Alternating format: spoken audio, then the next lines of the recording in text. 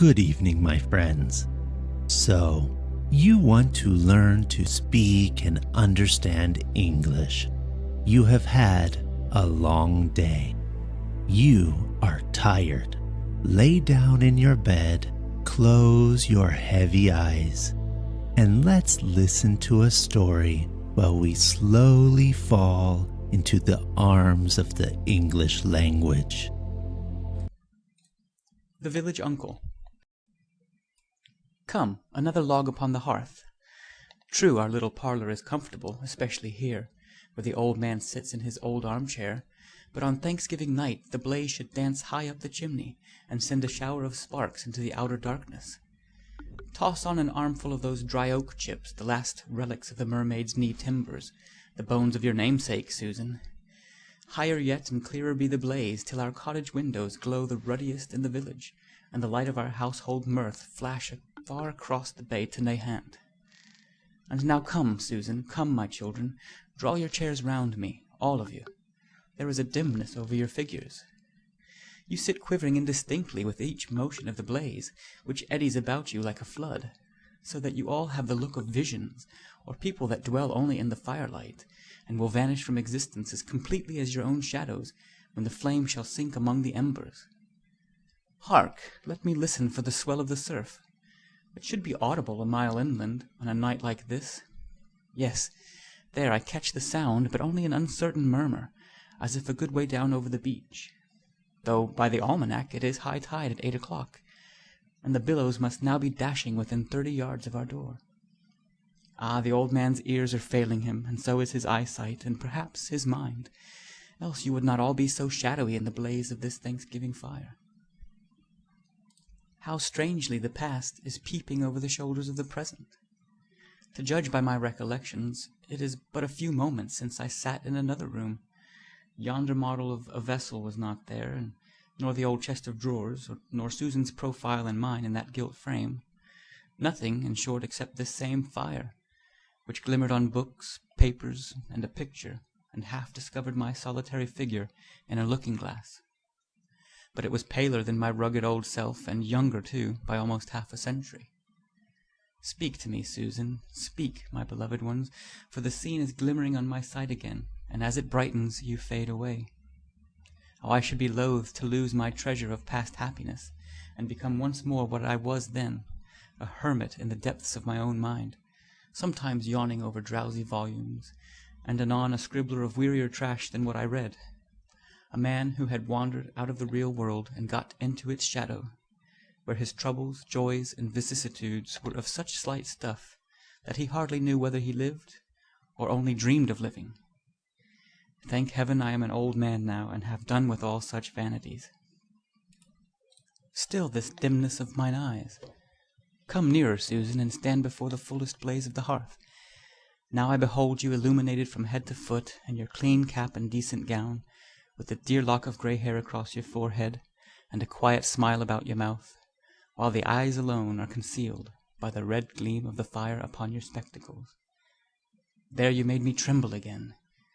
When the flame quivered, my sweet Susan, you quivered with it, and grew indistinct, as if melting into the warm light, that my last glimpse of you might be as visionary as the first was, full many a year since. Do you remember it? You stood on the little bridge over the brook that runs across King's Beach into the sea. It was twilight, the waves rolling in, the wind sweeping by, the crimson clouds fading in the west, and the silver moon brightening above the hill. And on the bridge were you, fluttering in the breeze like a sea-bird that might skim away at your pleasure. You seemed a daughter of the viewless wind, a creature of the ocean foam and the crimson light, whose merry life was spent in dancing on the crests of the billows that threw up their spray to support your footsteps.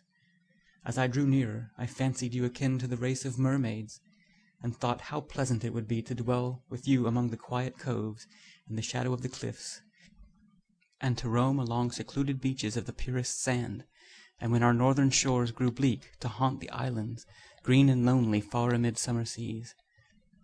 And yet it gladdened me, after all this nonsense, to find you nothing but a pretty young girl, sadly perplexed with the rude behavior of the wind about your petticoats.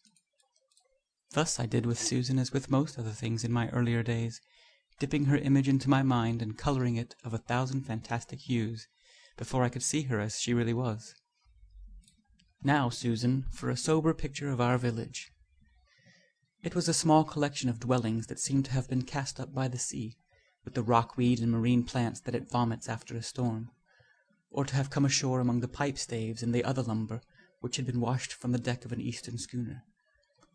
There was just space for the narrow and sandy street between the beach in front and a precipitous hill that lifted its rocky forehead in the rear, among a waste of juniper bushes and the wild growth of a broken pasture. The village was picturesque in the variety of its edifices, though all were rude. Here stood a little old hovel built perhaps of driftwood, there a row of boat houses, and beyond them a 2-story dwelling of dark and weather-beaten aspect, the whole intermixed with 1 or 2 snug cottages painted white, a sufficiency of pigsties, and a shoemaker's shop. 2 grocery stores stand opposite each other in the center of the village. These were the places of resort, at their idle hours, of a hardy throng of fishermen in red baize shirts, oilcloth trousers, and boots of brown leather, covering the whole leg, true 7-league boots, but fitter to wade the ocean than walk the earth. The wearers seemed amphibious, as if they did but creep out of salt water to sun themselves. Nor would it have been wonderful to see their lower limbs covered with clusters of little shellfish, such as cling to rocks and old ship timber over which the tide ebbs and flows. When their fleet of boats was weather-bound, the butchers raised their price, and the spit was busier than the frying-pan. For this was a place of fish, and known as such to all the country round about. The very air was fishy, being perfumed with dead sculpins, hardheads, and dogfish, strewn plentiful on the beach. You see, children, the village is but little changed since your mother and I were young. How like a dream it was, when I bent over a pool of water one pleasant morning, and saw that the ocean had dashed its spray over me and made me a fisherman. There were the tarpauling, the baize shirt, the oilcloth trousers, and 7-league boots, and there my own features, but so reddened with sunburn and sea breezes, that methought I had another face, and on other shoulders too. The seagulls and the loons and I had now all one trade. We skimmed the crested waves and sought our prey beneath them, the man with as keen enjoyment as the birds. Always when the east grew purple, I launched my dory, my little flat-bottomed skiff, and rowed cross-handed to Point Ledge, the middle ledge, or perhaps beyond Egg Rock. Often, too, did I anchor off Dread Ledge, a spot of peril to ships unpiloted, and sometimes spread an adventurous sail and tracked across the bay to South Shore, casting my lines in the sight of Scituate. Ere nightfall I hauled my skiff high and dry on the beach, laden with red-rocked cod, or the white-bellied ones of deep water, haddock bearing the black marks of St. Peter's fingers near the gills, the long-bearded hake, whose liver holds enough oil for a midnight lamp, and now and then a mighty halibut, with a back broad as my boat. In the autumn I trolled and caught those lovely fish, the mackerel. When the wind was high, when the whale-boats anchored off the point nodded their slender masts at each other, and the dories pitched and tossed in the surf, when Nahant Beach was thundering 3 miles off, and the spray broke 100 feet in air round the distant base of Egg Rock, when the brimful and boisterous sea threatened to tumble over the street of our village, then I made a holiday on shore. Many such a day did I sit snugly in Mr. Bartlett's store, attentive to the yarns of Uncle Parker, uncle to the whole village by right of seniority, but of southern blood with no kindred in New England. His figure is before me now, enthroned upon a mackerel barrel, a lean old man of great height, but bent with years, and twisted into an uncouth shape by 7 broken limbs, furrowed also and weather-worn, as if every gale for the better part of a century had caught him somewhere on the sea. He looked like a harbinger of tempest, a shipmate of the Flying Dutchman.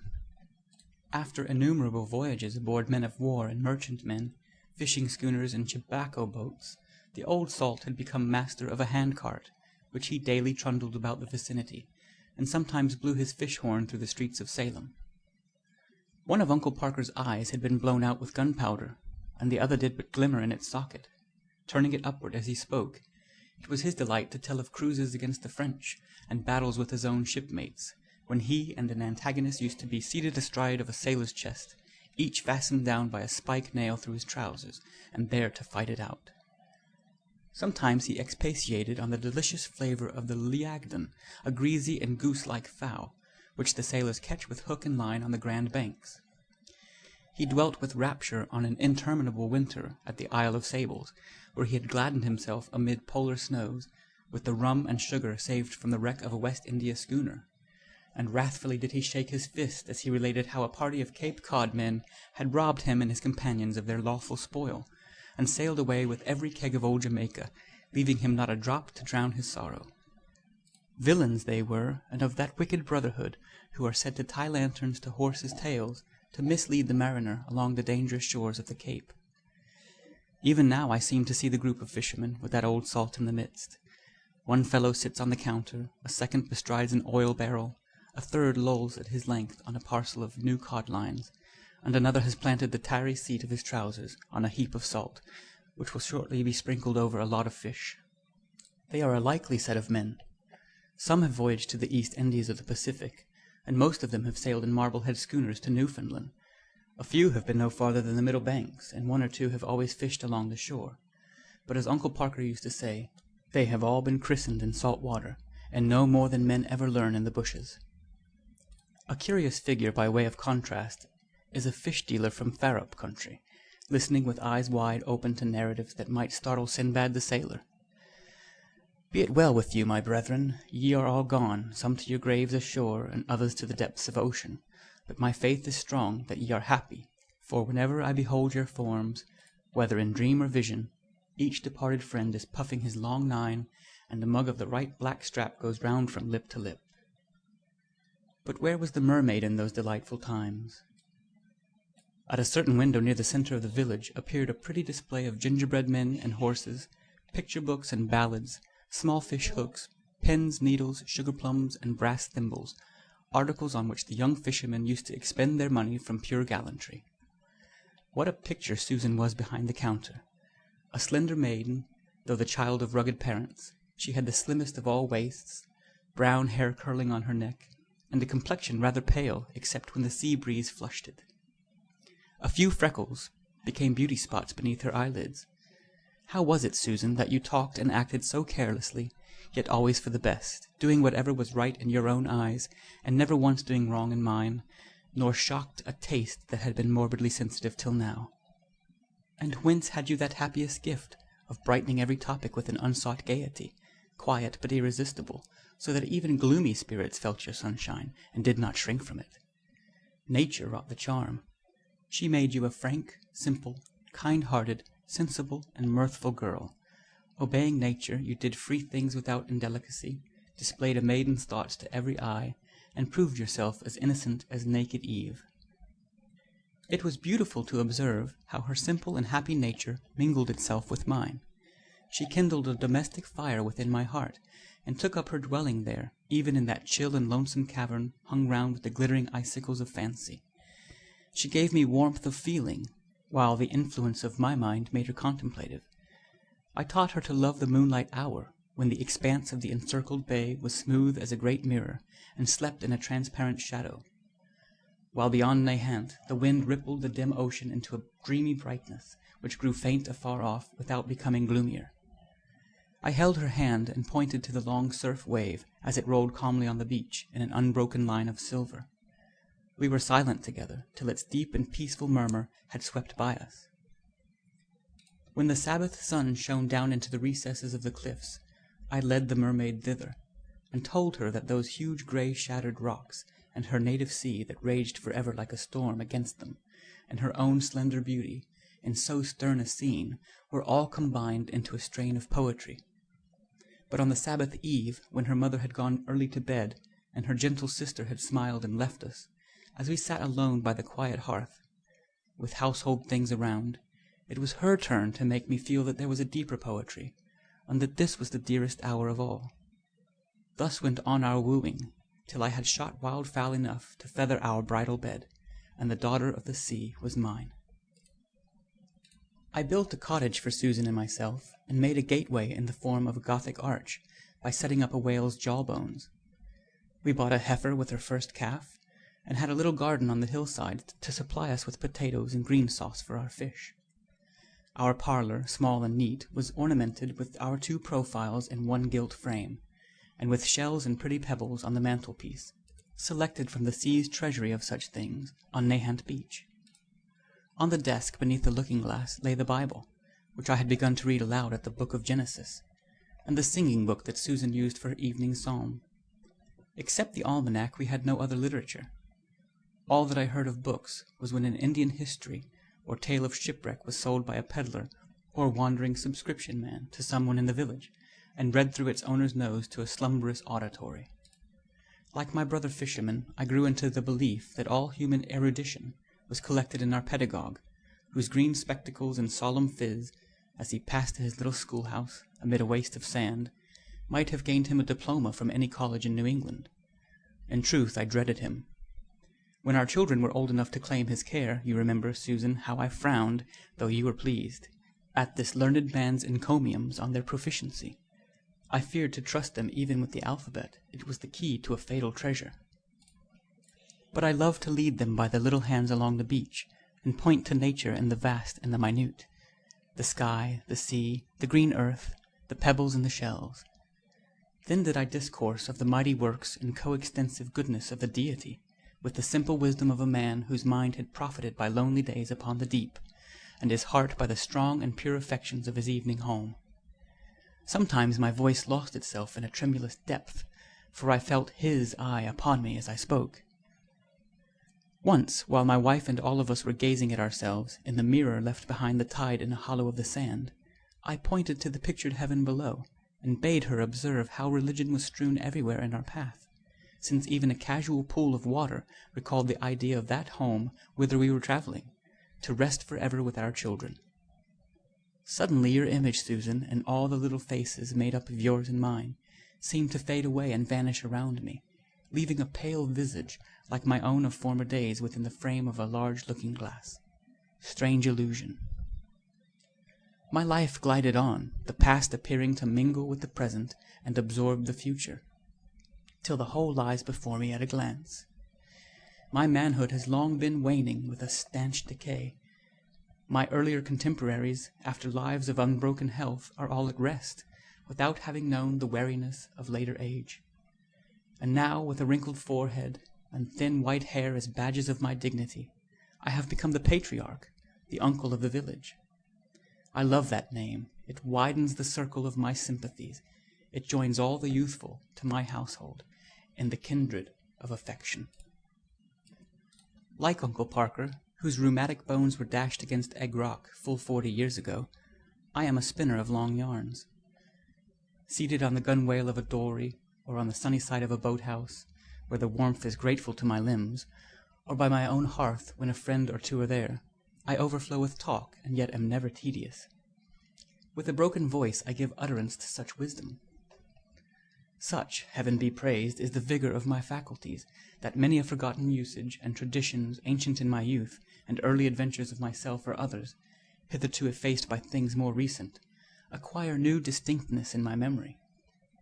I remember the happy days when the haddock were more numerous on all the fishing grounds than sculpins in the surf, when the deep-water cod swam close inshore, and the dogfish with his poisonous horn had not learned to take the hook.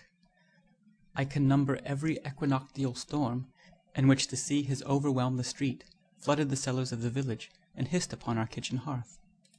I give the history of the great whale that was landed on Whale Beach, and whose jaws, being now my gateway, will last for ages after my coffin shall have passed beneath them. Thence it is an easy digression to the halibut, scarcely smaller than the whale, which ran out 6 cod lines and hauled my dory to the mouth of Boston Harbor before I could touch him with the gaff. If melancholy accidents be the theme of conversations, I tell how a friend of mine was taken out of his boat by an enormous shark, and the sad true tale of a young man on the eve of marriage, who had been 9 days missing when his drowned body floated into the very pathway on Marblehead Neck that had often led him to the dwelling of his bride, as if the dripping corpse would have come where the mourner was. With such awful fidelity did that lover return to fulfill his vows. Another favorite story is of a crazy maiden who conversed with angels and had the gift of prophecy, and whom all the village loved and pitied, though she went from door to door accusing us of sin, exhorting to repentance, and foretelling our destruction by flood or earthquake. If the young men boast their knowledge of the ledges and sunken rocks, I speak of pilots who knew the wind by its scent and the wave by its taste, and could have steered blindfold to any port between Boston and Mount Desert, guided only by the rote of the shore, the peculiar sound of the surf on each island, beach, and line of rocks along the coast. Thus do I talk, and all my auditors grow wise, while they deem it pastime. I recollect no happier portion of my life than this, my calm old age. It is like the sunny and sheltered slope of a valley, where late in the autumn the grass is greener than in August, and intermixed with golden dandelions, that have not been seen till now, since the first warmth of the year. But with me the verdure and the flowers are not frostbitten in the midst of winter. A playfulness has revisited my mind, a sympathy with the young and gay, an unpainful interest in the business of others, a light and wandering curiosity, arising perhaps from the sense that my toil on earth is ended, and the brief hour till bedtime may be spent in play. Still I have fancied that there is a depth of feeling and reflection under this superficial levity, peculiar to one who has lived long and is soon to die. Show me anything that would make an infant smile, and you shall behold a gleam of mirth over the hoary ruin of my visage. I can spend a pleasant hour in the sun, watching the sports of the village children on the edge of the surf. Now they chase the retreating wave far down over the wet sand. Now it steals softly up to kiss their naked feet. Now it comes onward with threatening front and roars after the laughing crew as they scamper beyond its reach. Why should not an old man be merry too, when the great sea is at play with those little children? I delight also to follow in the wake of a pleasure party of young men and girls, strolling along the beach after an early supper at the Point. Here, with handkerchiefs at nose, they bend over a heap of eelgrass, entangled in which is a dead skate, so oddly accoutred with 2 legs and a long tail, that they mistake him for a drowned animal. A few steps farther the ladies scream, and the gentlemen make ready to protect them against the young shark of the dogfish kind, rolling with a lifelike motion in the tide that has thrown him up. Next they are smit with wonder at the black shells of a wagon load of live lobsters, packed in rockweed for the country market. And when they reach the fleet of dories just hauled ashore after the day's fishing, how do I laugh in my sleeve, and sometimes roar outright, at the simplicity of these young folks and the sly humor of the fishermen. In winter, when our village is thrown into a bustle by the arrival of perhaps a score of country dealers, bargaining for frozen fish to be transported hundreds of miles and eaten fresh in Vermont or Canada, I am a pleased but idle spectator in the throng, for I launch my boat no more. When the shore was solitary, I have found a pleasure that seemed even to exalt my mind, in observing the sports or contentions of 2 gulls, as they wheeled and hovered about each other, with hoarse screams, one moment flapping on the foam of the wave, and then soaring aloft till their white bosoms melted into the upper sunshine. In the calm of the summer sunset, I drag my aged limbs with a little ostentation of activity, because I am so old, up to the rocky brow of the hill. There I see the white sails of many a vessel, outward bound or homeward from afar, and the black trail of a vapor behind the eastern steamboat.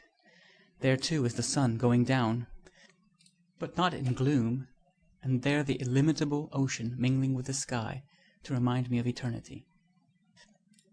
But sweetest of all is the hour of cheerful musing and pleasant talk that comes between the dusk and the lighted candle by my glowing fireside.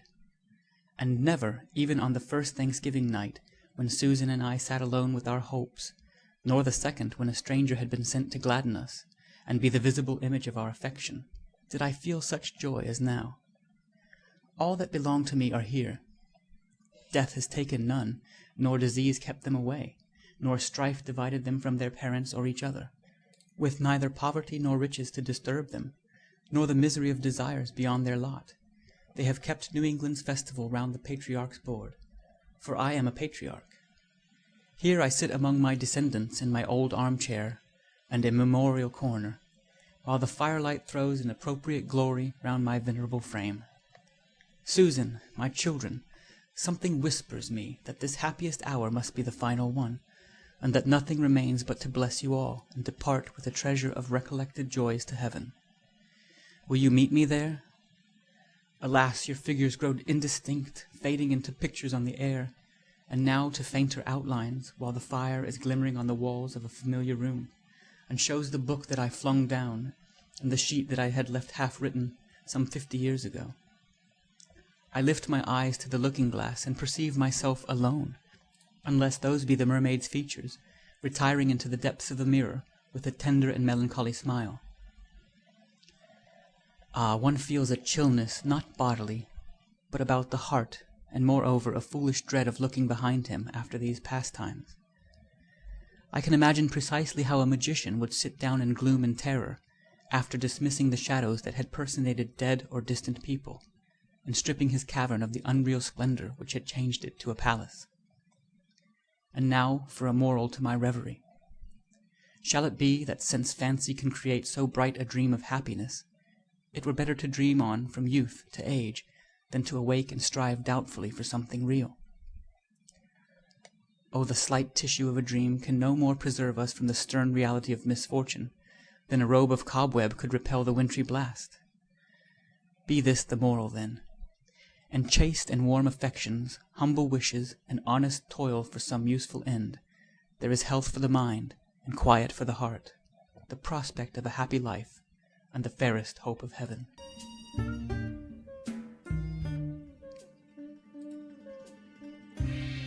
End of The Village Uncle by Nathaniel Hawthorne. Read by Nicodemus.